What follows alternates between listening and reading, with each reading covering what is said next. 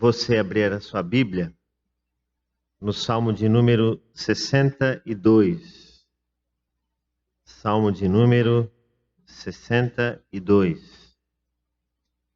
Salmo de número 62. Assim nos diz o texto: somente em Deus a minha alma espera silenciosa. Dele vem a minha salvação. Só Ele é a minha rocha, a minha salvação e o meu alto refúgio. Não serei muito abalado.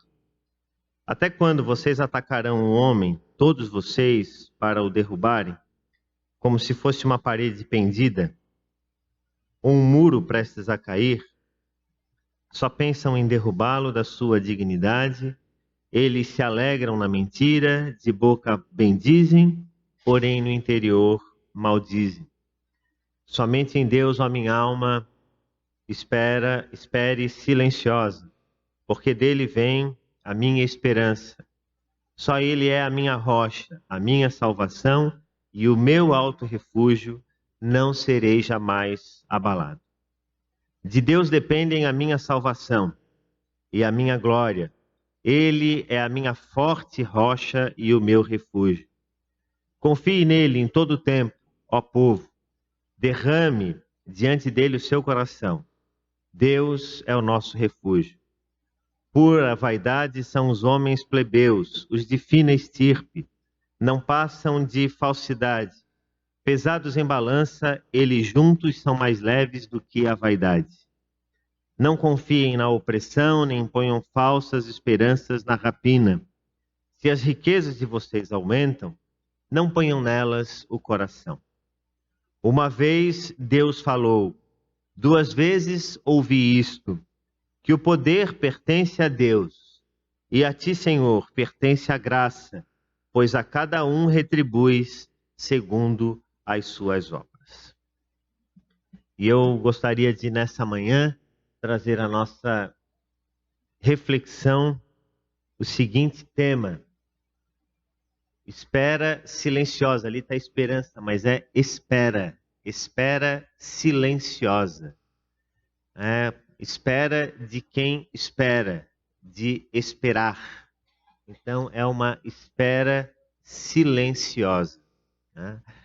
E o que significa isso? O que significa uma espera silenciosa?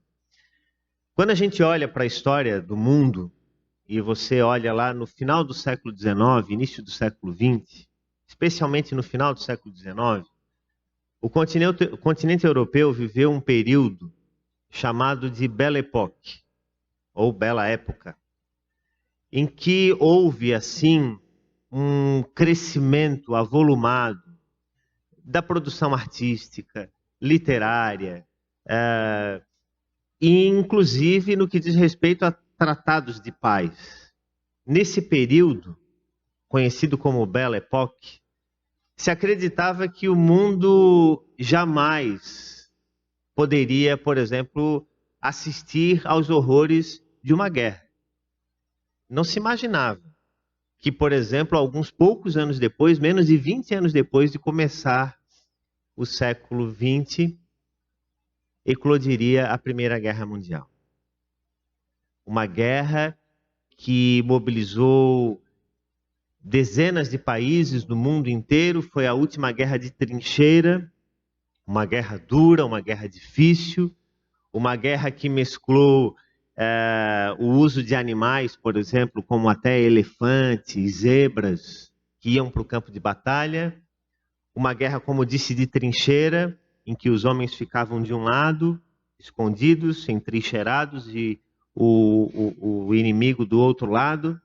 Mas, ao mesmo tempo, alguns tanques de guerra já começaram a ser usados, alguns aviões começaram também a ser usados, muitos deles de madeira. Mas a morte, ela se fez presente nessa guerra, e centenas de milhares, milhões de pessoas sucumbiram a essa guerra.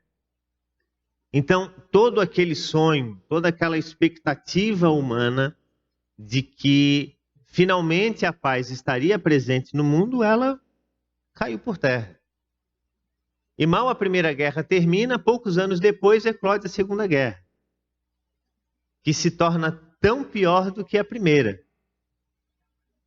E há um historiador, o Eric Hobsbawm, que ele fala o seguinte, que se você juntar todas as pessoas que morreram por causa de guerras no século XX, a soma das pessoas que morreram durante o século XX, ela é muito maior do que todas as pessoas que morreram por guerras em toda a história da humanidade. Então, o século XX foi o século que mais matou pessoas por causa de guerra. Então, a paz, ela é sempre muito limítrofe, vamos assim dizer. Ela está sempre no limite. É sempre um fio muito frágil que separa os povos, as nações, as pessoas, os conflitos, muitas vezes, porque a guerra ela não acontece apenas no âmbito global, mas ela acontece no âmbito global porque ela acontece primeiro no coração humano, certo? Porque quem é que eclode as guerras? São os homens. E o problema da guerra externa, vamos assim dizer, é porque existe uma guerra interior, porque existe um conflito interior. Existem questões, existem problemas, existe vaidade, existe desejo pelo poder. E muitas vezes na nossa vida nós entramos em guerra conosco mesmo, com as pessoas que estão próximas de nós, com os nossos familiares, com os nossos amigos, com a nossa igreja. Porque na verdade nós é que estamos em guerra. Então a guerra muitas vezes ela é apenas o resultado daquilo que nós estamos transmitindo, estamos repassando para os outros. Mas como diante desse fato, desse fato incontestável que é um conflito, que é uma guerra, vamos assim dizer, que é essa insegurança presente na nossa vida em relação a tantas coisas, em relação ao mundo, por exemplo, a política nacional, que nunca esteve assim tão frágil, tão no limite. Qualquer palavra sobre política hoje no nosso país já é motivo de forte discussão. Familiares, que sabe falar dos grupos de WhatsApp. Vamos pular isso aí. Não é? Então, hoje em dia se tornou assim tudo muito difícil. Mas por que é que os conflitos estão postos aí? É porque as pessoas estão em crise também. É porque o ser humano está em crise. É porque as pessoas elas não conseguem muitas vezes ver a paz e não trabalham por ela, porque a paz ela é algo pelo qual também você trabalha. Você não apenas espera pela paz. E o problema é que quando se fala em paz, as pessoas sempre ficam na espera apenas. Mas você não apenas espera, você trabalha por ela.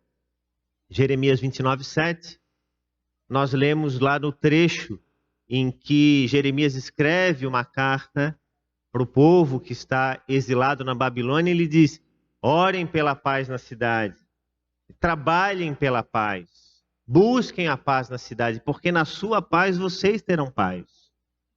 Então, quando Jeremias fala lá, busque a paz, ele não está dizendo assim, vê se você encontra paz em algum canto.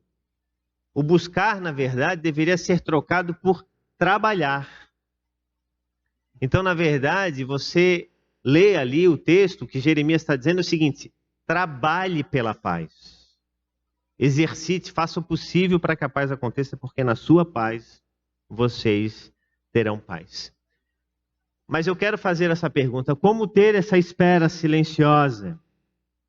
Como poderemos descansar no Senhor em tempos tão difíceis como esse? Numa versão portuguesa, esse mesmo tempo, a versão chamada O Livro, ela diz o seguinte: eu permaneço tranquilo diante de Deus, visto que só dele vem a minha esperança. Veja só que interessante isso. Salmo 62, versículo 5. Se você olhar na sua Bíblia, Salmo 62, 5 diz: somente em Deus, ó minha alma, espera espere silenciosa, porque dele vem a minha esperança. E aqui o texto diz: eu permaneço tranquilo diante de Deus. Então veja que é um estado de permanência. Ele está tranquilo diante de Deus. Mas como lidar com isso na nossa vida? A palavra de Deus, ela está repleta de conselhos, de orientações que nos falam sobre a necessidade de nós colocarmos a nossa confiança, de nós colocarmos o nosso coração esperando pelo cuidado e a provisão de Deus em nossa vida. Mas eu não quero colocar apenas esse tema, espera silenciosa, como um ato passivo da nossa existência, mas como também algo ativo, algo pelo qual nós também trabalhamos. Então, esperar silenciosamente no Senhor significa que de alguma forma nós também teremos que trabalhar por isso. Porque você vai ter que trabalhar pela paz na sua vida, pela paz na sua casa, pela paz no mundo, pela paz na cidade que você vive. E quando a angústia chegar, e quando os problemas chegarem, porque nós não estamos isentos disso. Não existe aqui algo que nos blinde de problemas, de enfermidades, de crises, sejam elas financeiras, sejam elas familiares, sejam elas de qualquer espécie. Somos seres humanos e as circunstâncias elas são as mesmas para nós, independente se nós estamos seguindo a Cristo ou não. Jesus fala sobre isso, por exemplo, no final do Sermão do Monte. Nós sabemos bem disso. Depois que ele termina, quando ele está prestes a terminar o Sermão do Monte, ele diz o seguinte: olha, quem ouve essas minhas palavras e as pratica é como um homem prudente que construiu a sua casa sobre a rocha. Quem ouve as minhas palavras e não as pratica é como o homem imprudente que construiu a sua casa sobre a areia.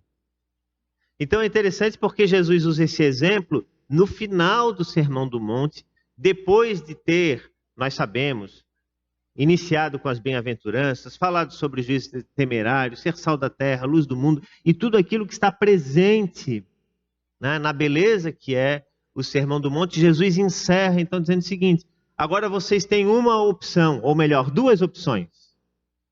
Vocês podem ser como o homem e a mulher, prudentes, que constroem a sua vida sobre a rocha, ou como o homem e a mulher imprudentes que constroem a sua vida sobre a areia.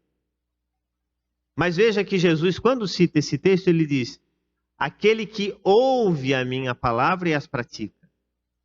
Ou seja, nós precisamos lançar sobre as palavras de Jesus confiança. Lembram-se quando Pedro estava junto com outros homens, eles tinham pescado a noite inteira e eles não tinham pego nenhum peixe. E Jesus veio para chamá-los, de torná-los discípulos. E Jesus disse: vão lá, entrem no barco e joguem as redes, porque vocês vão pegar peixe agora. E o que é que Pedro diz? Mas Senhor, a gente acabou de recolher as redes, a gente passou a noite inteira aí, não tem nada, não tem peixe nenhum aí nesse mar. Vão lá, joguem. O que é que é dito para Jesus? O que é que Pedro diz para Jesus? Sobre as tuas palavras, eu o quê? Lançarei as minhas redes. Olha que beleza. Olha que coisa fantástica que a gente lê aqui. Ele está dizendo que ele não sabe se vai ter peixe. Ou melhor, ele está em certa medida até incrédulo quanto a isso. Mas ele não vai pela expectativa do peixe, ele vai pela promessa que ele recebeu. Lança as redes que vai vir. Então ele diz: sobre as tuas palavras eu lançarei as minhas redes. E eles vão, e a gente já sabe o final dessa história. É tanto peixe que o barco chega quase a virar. Não é verdade? Então é isso. Na nossa vida, na nossa caminhada, somos convidados diariamente a dar passos de fé na nossa existência. A esperar pela salvação, pelo cuidado de Deus na nossa vida. Nós não sabemos o que será da nossa vida amanhã. Nem daqui a pouco. Mas nós vivemos na fé, na expectativa de que as coisas elas sempre podem, de algum modo, melhorar. ainda que as coisas ao redor, e é isso que o Salmo 62 nos mostra, ainda que as situações ao nosso redor, elas sejam difíceis. Então o salmista ele vai chamar a atenção dizendo o seguinte: olha, não confie nos homens maus. Não confie nas suas riquezas. Confie no Senhor. Espera no Senhor. Porque tudo aquilo que nós temos, ou nas pessoas em que nós confiamos, e nunca, é impressionante como o ser humano ele acredita no ser humano, e em parte isso é bom, né? Em parte isso é bom, mas em parte isso é perigoso. Né? Em parte isso pode ser muito perigoso. Porque quando a gente olha a história do mundo, por exemplo, a gente vê que a Alemanha acreditou muito em Adolf Hitler. E a gente sabe todas as atrocidades que foram cometidas em nome de uma pretensa verdade. Então, acreditar cega e demasiadamente em pessoas é algo muito perigoso. Seja para que lado for. Seja para que lado for. Então nós temos que ter esse cuidado. E o que o salmista está nos alertando aqui, nos advertindo é isso. Confie no Senhor. Somente no Senhor. E a palavra nos chama a atenção sobre isso constantemente. Maldito o homem que confia no homem. Bendito aquele que confia no Senhor. Aquele que confia no Senhor, começa o Salmo 1, é como o homem que lança as suas raízes profundamente e chega a ser alimentado pelas águas. E mesmo em tempos secos não morre, porque tem raízes profundas. Então nós somos convidados a viver essa verdade. Mas precisamos ter a convicção e a certeza de que nós temos que aquietar o nosso coração e esperar, sim, pelo cuidado, pela providência divina. A atitude correta não é o desespero, mas uma espera confiante em Deus que tudo sabe, que tudo pode. É esperar pela libertação, pelo cuidado de Deus sobre as nossas vidas. E a gente precisa estimular isso no nosso cônjuge, nos nossos filhos, nos nossos pais, nos nossos amigos, nos nossos irmãos, na nossa igreja. Estimular que quem governa o mundo, quem governa as coisas, quem cuida é Deus. Termos a certeza de que Deus age. Ele, portanto, é a nossa esperança. É Ele que firma os nossos pés. É Ele que sustenta os nossos pés. Veja, versículo 6. Só Ele é o quê? A minha rocha, a minha salvação, o meu alto refúgio, não serei jamais abalado. O salmista aqui ele está dizendo que é, porventura, algum ser humano ou alguma coisa que algum homem ou alguma mulher faz, que é a segurança dele? Não é. É Deus. Mas nós com frequência confundimos isso, nos esquecemos disso e colocamos a nossa confiança demasiadamente em pessoas e em coisas. E isso é um grande problema. Porque coisas quebram e pessoas nem sempre são fiéis. Por isso que o estímulo desse texto é que a nossa confiança ela esteja sempre radicada. E aqui eu me reporto à palavra radical, não no sentido que a gente conhece pejorativamente, mas no sentido de original, né? Etimológico da palavra, de algo que tem raízes. Porque a palavra radical, ela, no seu significado original, ela significa isso, algo que tem raízes. Ela depois ela foi usada, ou ela é usada muitas vezes de forma pejorativa, mas o radical, ele não é necessariamente um extremista. O radical, ele não é necessariamente um intolerante. O radical, ele não é necessariamente uma pessoa inoportuna, intempestiva. O radical é alguém que tem confiança nas coisas, ou naquilo que é certo, naquilo que é justo, naquilo que é verdadeiro. Deus, portanto, deve ser a razão primeira da nossa existência. O nosso socorro vem do Senhor. que fez os céus e a terra. É o que o Salmo 121, versículo 2 diz. Deus age com seu braço forte. E o salmista ele nos mostra, e essa é a beleza do texto, porque ele nos mostra que o mesmo Deus que sustenta o universo, que é capaz de fazer do mundo o banquinho dele colocar os pés, é o Deus que se fez carne e habitou entre nós, que conhece a nossa fragilidade, que conhece a nossa humanidade. Então, Deus é Emanuel, é Deus conosco, é Deus que caminha conosco. É Deus que sabe o que é o sofrimento humano, que sabe quando nós estamos assustados, quando nós estamos entristecidos, que não ignora o fato de que nós sentimos medo, que nós sentimos muitas vezes medo da morte, medo de ficarmos doentes, medo de perdermos alguém, medo de perder o nosso emprego. Ele sabe disso, porque ele também teve medo. Jesus teve medo. E o que é que Jesus fez diante do medo? Ele disse: Senhor, se for possível, diante de tudo isso aí que eu estou para acontecer, passa de mim esse cálice.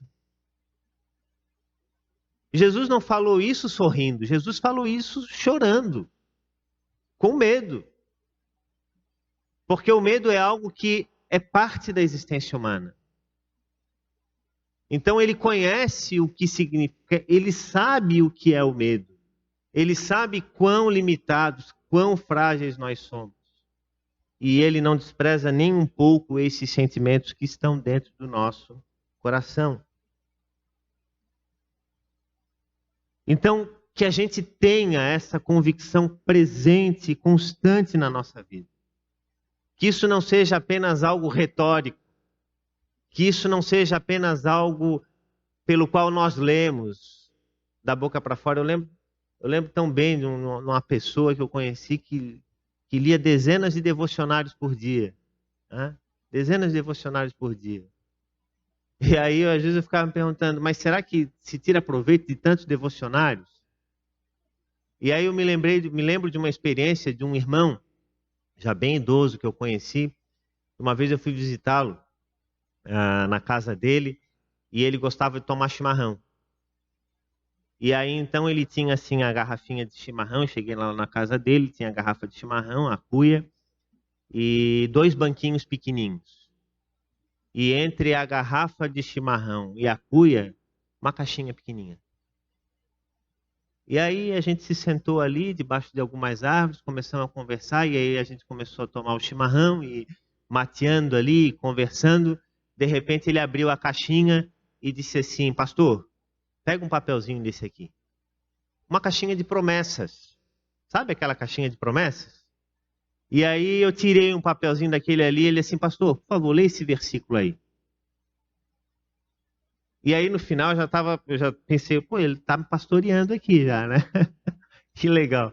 E aí eu li aquele versículo, e ele assim: pastor, que coisa linda esse texto, né? Vamos conversar sobre esse texto? E a gente ficou ali um tempão conversando sobre aquele texto bíblico.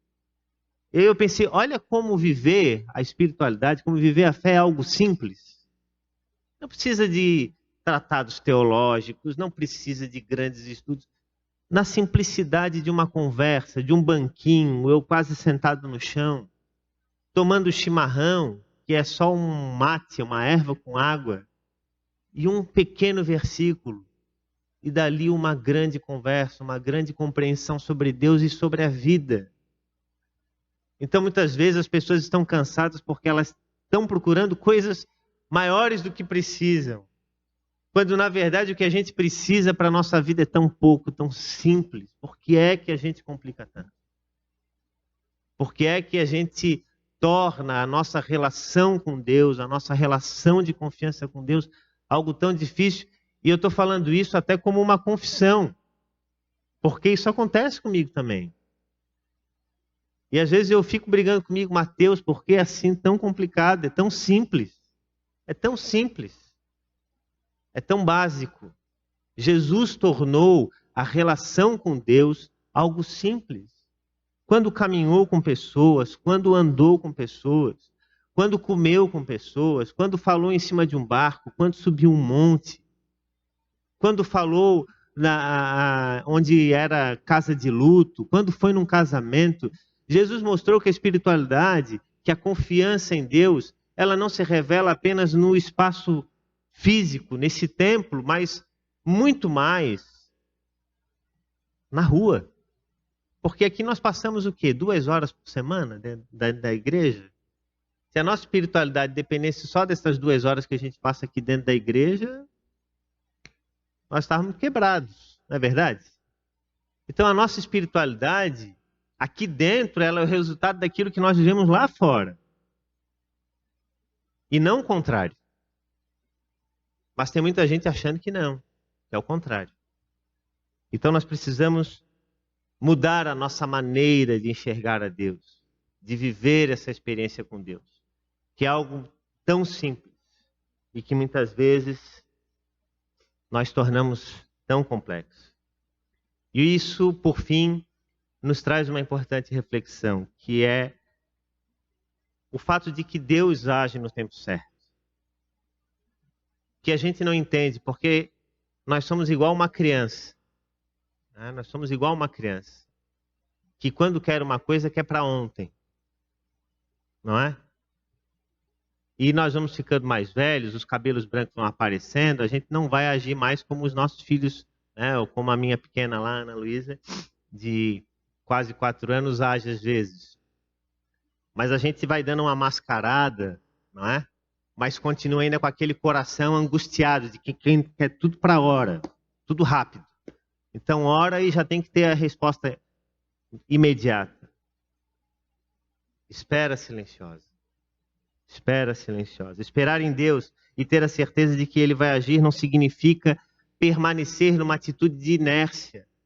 Porque a providência de Deus, ela não exclui a responsabilidade humana. Então não adianta que a gente simplesmente fique deitado sobre a parreira, esperando que o sol passe. Mas a gente tem que se levantar e fazer as coisas que precisam ser feitas. E o Salmo 60:12, ele diz que em Deus faremos proezas. É isso que a Bíblia nos ensina. Deus nos orienta e nos capacita para trabalharmos, ao mesmo tempo que somos estimulados a esperar. E não podemos esquecer jamais, por fim, uma vez falou Deus, versículo 11, 2 vezes ouvi isto, que o poder pertence a Deus. Vamos ler juntos só esse trecho, que o poder pertence a Deus? Vamos lá? Que o poder pertence a Deus. É meu? Não. É seu? Não. A gente não está aqui por causa de um esforço, né? A gente chegou quebrado da reunião do presbitério ontem. Cansado, um dia inteiro. Não é? Porque a gente nos acordamos às 6 da manhã para pegar o ônibus às 7, para começar uma reunião cansativa, para sair lá de Tubarão às 11h30 e chegar em casa mais de 1h da manhã, aí até você tomar banho, comer alguma coisa, dormir, para no outro dia, e ainda com aquela preocupação, né? Tem que acordar e não pode perder o horário. Não é? Por que essas coisas acontecem? Por que a gente está de pé? Por causa do nosso esforço? O nosso esforço é necessário, mas é pela graça de Deus que nós estamos aqui. Então que a gente não esqueça disso, de que nós precisamos esperar silenciosamente em Deus, mas trabalhando, sabendo que Ele sempre tem o melhor para cada um de nós. Que Deus nos abençoe ricamente com a sua palavra. Amém.